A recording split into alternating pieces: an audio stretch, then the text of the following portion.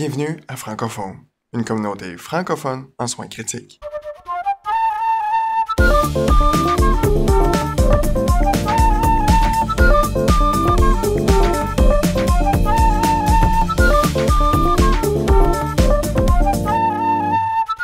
Bonjour à tous, c'est Dr Ajmo qui vous parle sur les ondes du Francophone. Je suis en compagnie de ma collègue Ariane Larreau, la pharmacienne aux soins intensifs que vous commencez à bien connaître. Aujourd'hui, on va avoir une bonne discussion sur tout ce qui fait en préhospitalier. On va insister beaucoup sur l'étude Paramedic 2 qui date un peu, là, finalement, de 2018. Puis on va avoir une réévaluation de toute l'utilisation de l'épinéphrine. Alors, on le sait que depuis des décennies, on utilise l'épinéphrine en arrêt cardiaque. Le Québec, le Canada n'a pas échappé à ça. Il y a très peu d'évidence de l'utilisation de l'épinéphrine en arrêt cardiaque. Par contre, on le fait tous et des fois, on le fait en très grande quantité. Alors aujourd'hui, j'ai bien hâte d'entendre ce qu'Ariane a à dire. Alors bonjour Ariane. Allô. Ça va bien? Oui, ça va. Parfait. Alors on va commencer tout de suite.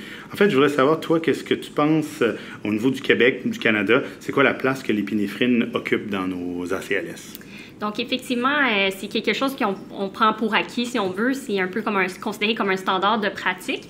Mais là, comme on a eu l'étude Paramedic 2 qui est sortie en 2018, je pense que ça vient un peu déstabiliser tout le monde parce que c'est peut-être plus un standard, c'est peut-être plus tant que ça un standard de pratique. Ça vient un peu remettre les choses en question. Fait qu'on va en parler plus en détail aujourd'hui. Mais au Québec, en général, c'est sûr que dans le contexte préhospitalier, donc avant l'admission à l'urgence, ben on n'en donne pas. Les ambulanciers, la majorité, ne sont pas formés pour donner l'épinéphrine en arrêt cardiaque. Ils peuvent en donner pour des chocs anaphylactiques, mais pas pour un arrêt cardiaque. Mais il y a certains pays où les ambulanciers peuvent le faire. Donc, c'est un peu à se poser la question, est-ce qu'au Québec, on devrait rajouter cette formation-là aux ambulanciers?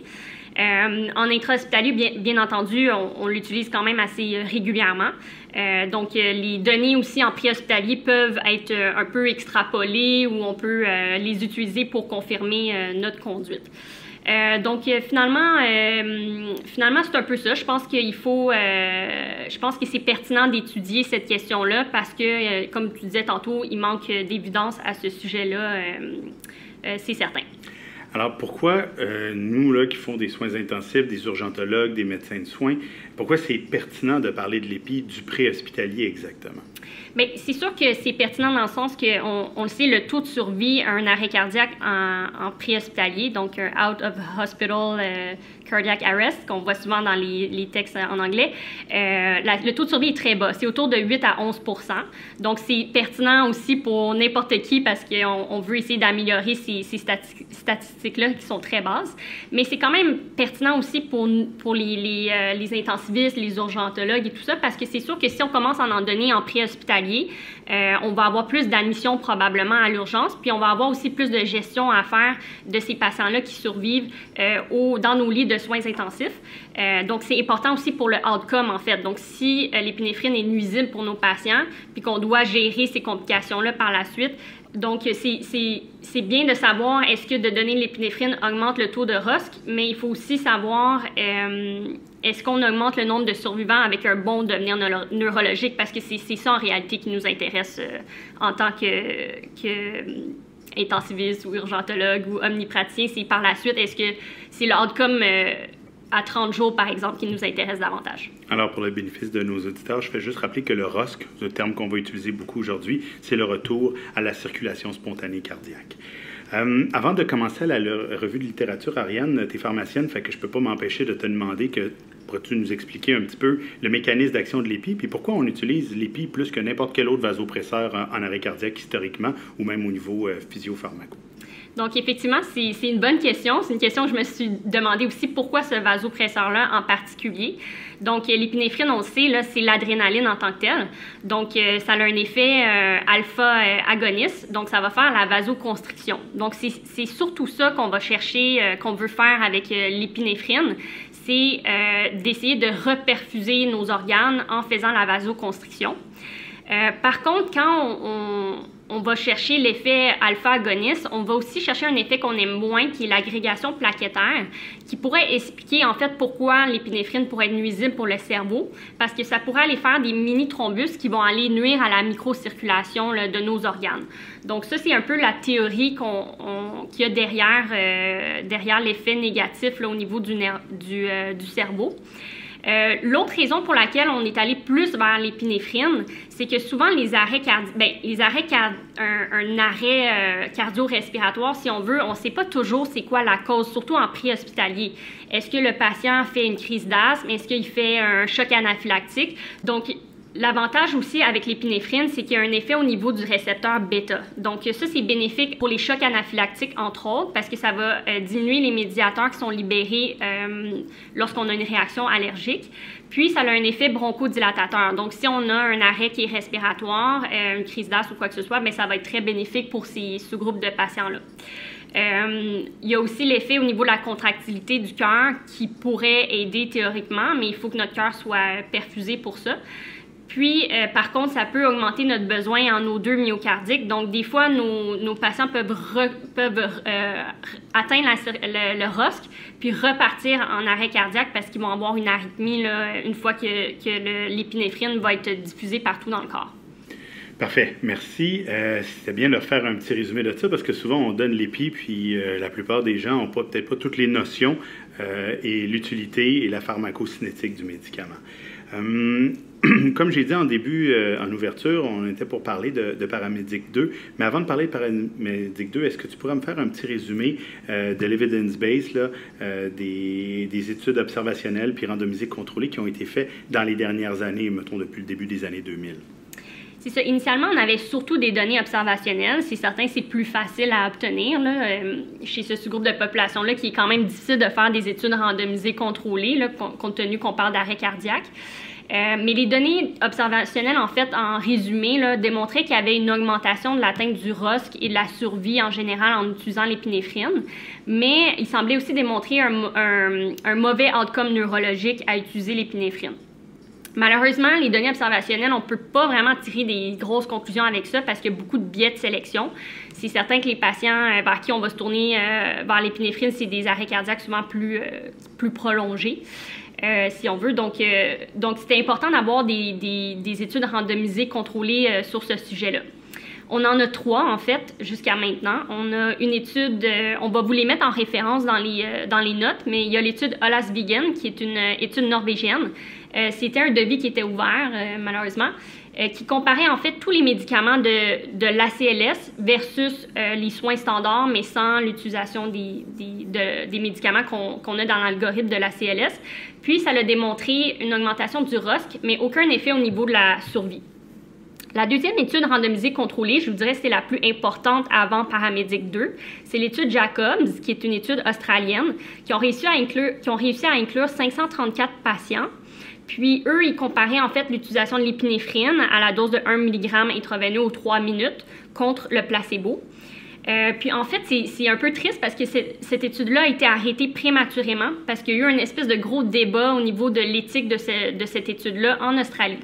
Donc, effectivement, en 2011, c'est ça, on considérait vraiment que c'était un standard de pratique, puis de faire une étude avec ce devis-là, c'était considéré non éthique. C'est dommage, par contre, parce que c'est exactement ça que la plupart des gens font, mais malheureusement, ils n'ont pas pu se rendre jusqu'au bout parce que c'est justement ce que les gens font. C'est un petit peu un catch-22, là. C'est ça. Puis, en fait, ils n'ont pas atteint l'échantillon visé, mais ils ont quand même analysé les données qu'il y avait avec leurs 534 patients. Puis, eux aussi ont montré une augmentation de l'atteinte du ROSC, mais aucun effet sur la survie. Donc là, on est même à se demander, est-ce que l'épinéphrine augmente la survie? Parce que là, ce qu'on a comme données jusqu'à maintenant pour les études randomisées contrôlées, c'est qu'il n'y a pas d'effet à ce niveau-là. Donc, l'étude Paramédic 2 était attendue, puis était vraiment pertinente. Surtout qu'il y a eu une autre parution qui était une méta-analyse, en fait, des données des études randomisées contrôlées, incluant les études observationnelles pour ce qui est du devenir neurologique. Puis cette méta-analyse-là, que je vous mettrai aussi en référence, démontrait qu'il y avait une réduction de la survie des patients avec un bon devenir neurologique quand ils avaient reçu de l'épinéphrine. Donc là, non seulement on est en train de remettre en question est-ce que ça augmente vraiment la survie, mais en plus, on a peut-être des évidences que ce serait nuisible au niveau neuro de donner l'épinéphrine en préhospitalier en arrêt cardiaque. Donc, Donc, globalement, avant de parler de l'étude paramédic 2, toutes les évidences qu'on peut voir montrent que oui, l'épinéphrine augmente l'atteinte du ROSC, mais c'est des données contradictoires sur autant la survie à l'admission et peut-être même une réduction de la survie neuro-intacte. C'est bien ça? Oui, c'est exactement ça. Donc c'est ça. Donc, l'étude paramédic 2 a été publiée finalement en 2018. Avec un devis, honnêtement, bravo, là, chapeau d'avoir réussi à faire une étude comme celle-là. On a réussi à randomiser 8014 sujets, donc c'est une énorme étude. Ils ont fait ça à double insu, contrôlée par placebo. C'est une étude multicentrique qui a eu lieu en Angleterre. Puis c'est ça, ils ont inclus en fait les arrêts cardiaques préhospitaliers soutenus. Ils faisaient une formation là, aux ambulanciers pour savoir comment administrer l'épinéphrine. Puis, ils ont exclu seulement les femmes enceintes, les personnes âgées de moins de 16 ans, les patients qu'on suspectait un arrêt, en fait, un choc anaphylactique ou une crise d'asthme. Et ils ont aussi exclu les patients qui avaient déjà atteint un ROSC ou qui avaient déjà reçu de l'épinéphrine avant la randomisation. Donc, la validité externe est quand même assez bonne. Ils ont inclus beaucoup de patients. Il n'y avait pas 1001 critères d'exclusion, donc c'est un point positif là, de l'étude. Oui, puis contrairement à l'étude Jacobs, ils pouvaient se permettre de faire du placebo vu que c'était du préhospitalier puis c'était pas un standard de pratique à ce moment-là. L'étude Jacobs, c'était aussi contre un placebo, mais c'est vraiment en Australie, ça n'a juste pas passé. Peut-être en Angleterre, ils ont réussi à démontrer que c'était pertinent puis que c'est vrai qu'il n'y avait pas beaucoup d'évidence avant l'étude paramédic, donc c'était une question qui valait la peine d'être étudiée. Mais en Australie, c'est vraiment la politique s'est mêlée de tout ça. D'accord. Si je me rappelle bien, dans l'étude paramédic, les deux groupes étaient pas mal similaires. Hein? On avait des âges moyens de pas loin de 70 ans. La plupart des patients, à 65%, étaient des hommes. Il y avait quand même un haut pourcentage de patients inclus qui avaient des rythmes non choquables, aux alentours de 78-80%. 70% des patients avaient reçu un RCR par des témoins, donc le bystander effect. Et le délai entre l'appel et l'arrivée des ambulanciers se faisait en un peu moins de 7 minutes. Par contre, le délai entre l'appel et l'administration de la première épi ou du placebo était beaucoup plus long à 22 minutes. Est-ce qu'il y a eu les résultats de ça, de ces 8000 patients-là à groupe contrôlé avec placebo qui semble intéressant? Oui, donc en fait, on a plusieurs résultats intéressants. Donc, grosso modo, la majorité des résultats étaient en faveur du groupe qui avait reçu l'épinéphrine. Donc, la survie à 30 jours était supérieure chez les patients qui avaient reçu l'épi à 3,2 % contre 2,4 % dans le groupe placebo. Les auteurs ont calculé un NNT qui était à 112 pour l'intervention. Donc, ça prend, il faut traiter 112 personnes, arrêt cardiaque préhospitalier avec l'épinéphrine pour sauver une personne. Au niveau du ROSC préhospitalier, c'était aussi supérieur avec l'épinéphrine à 36 % contre 12 %.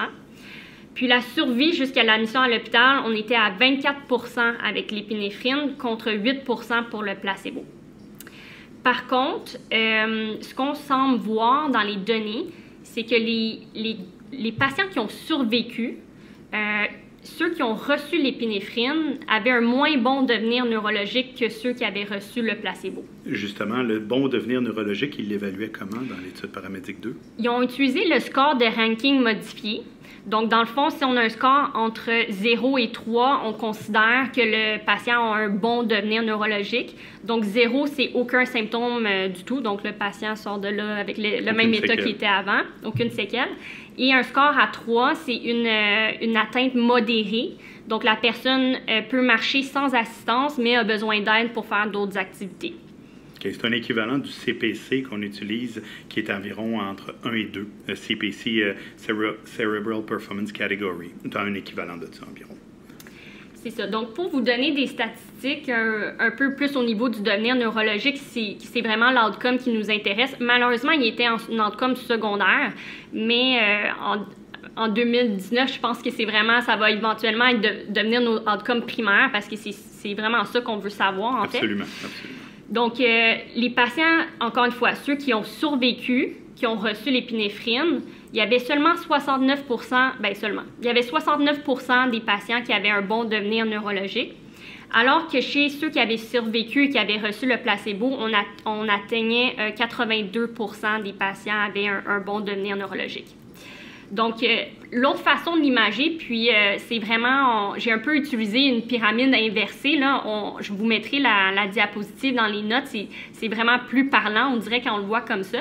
Donc, si par exemple, on prend 1000 arrêts cardiaques préhospitaliers, puis on leur donne à ces 1000 personnes-là de l'épinéphrine.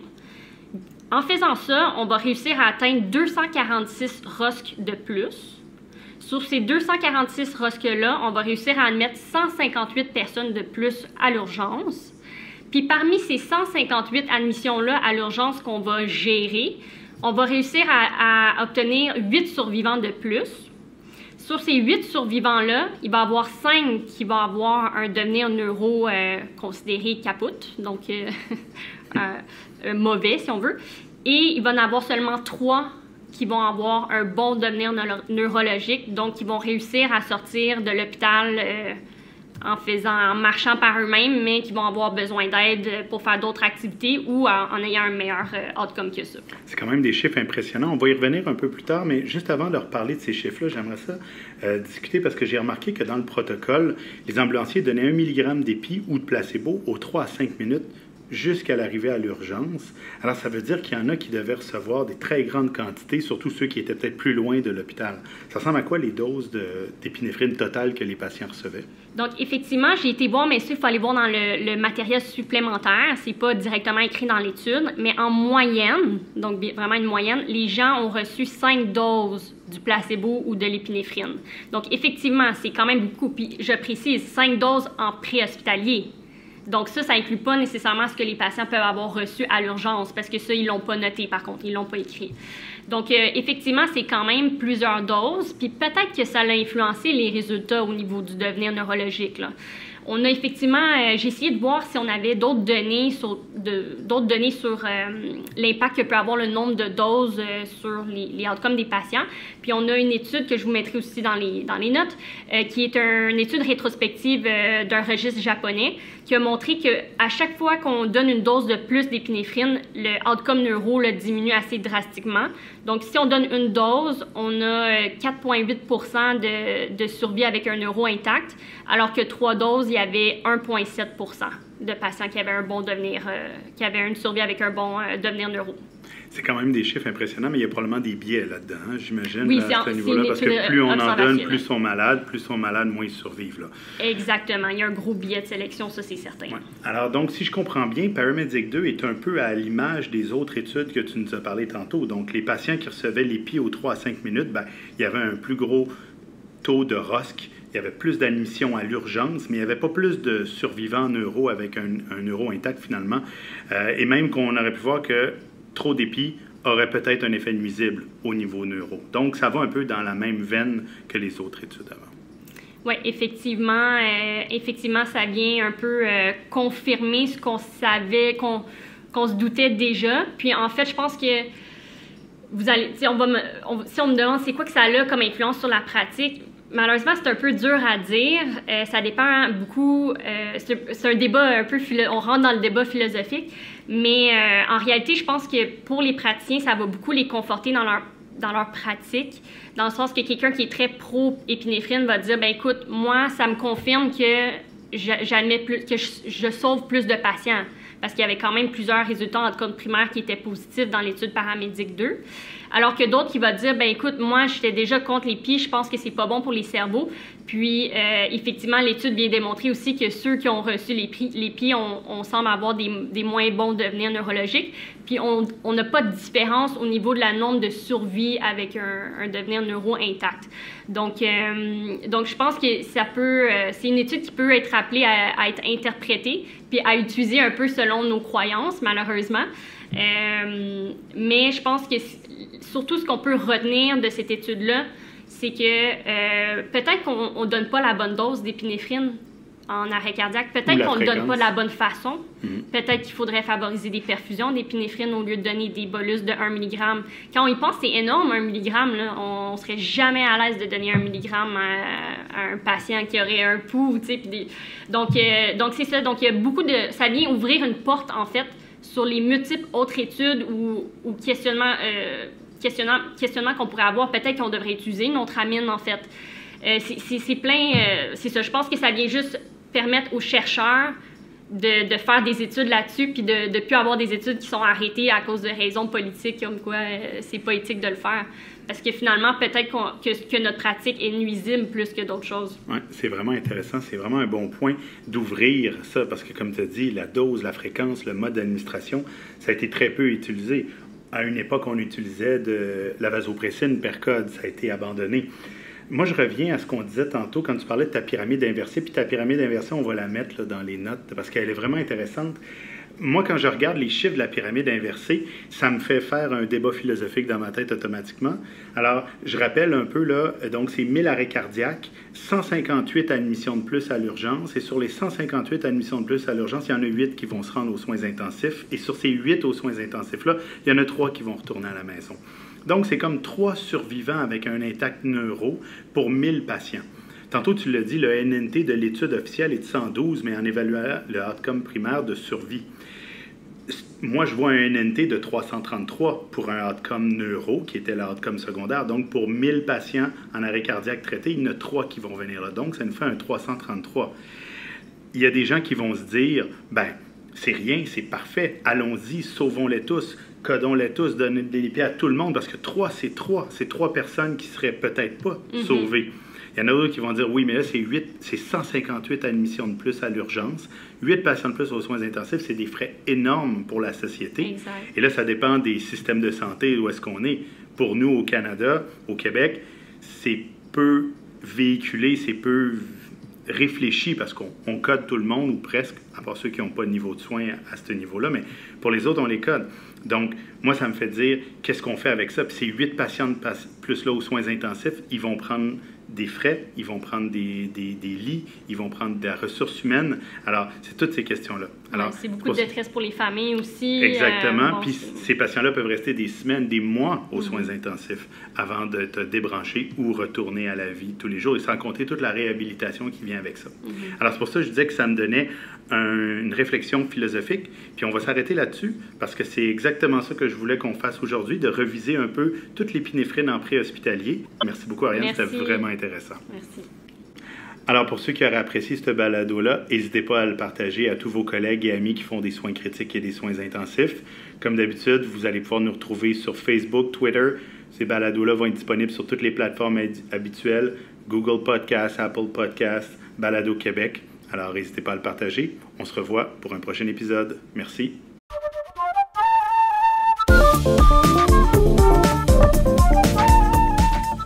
L'information contenue dans cette balado-diffusion est de nature informative seulement et ne remplace aucunement le jugement ou l'avis d'un professionnel.